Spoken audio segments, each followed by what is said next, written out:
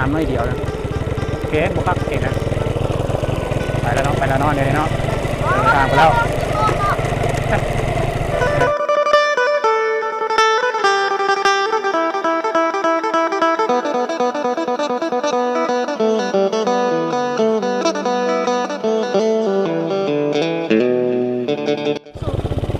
ไปแล้วเนาะเดี๋ยวนี้เนาะอยู่กลางป่าเนาะทีมหัวนาเขา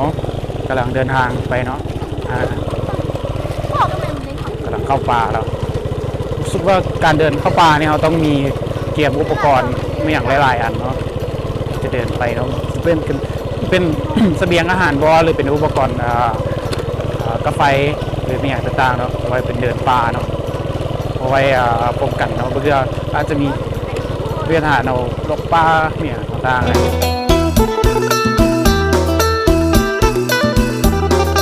เนาะนี่สอนเนาะเอานึ่งเนาะ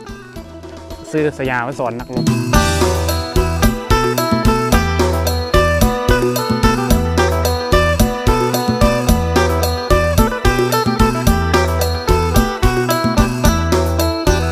กำลังเตรียมอุปกรณ์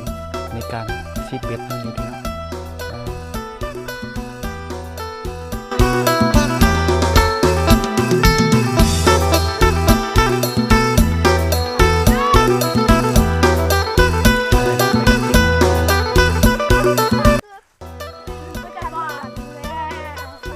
สอนเด้สอนลูกเม็ดแต่ยังสอนนักรบเนาะ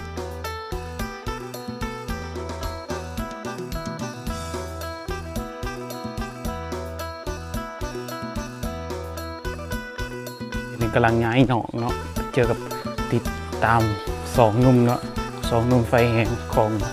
องบ้านหนองเกินเนาะ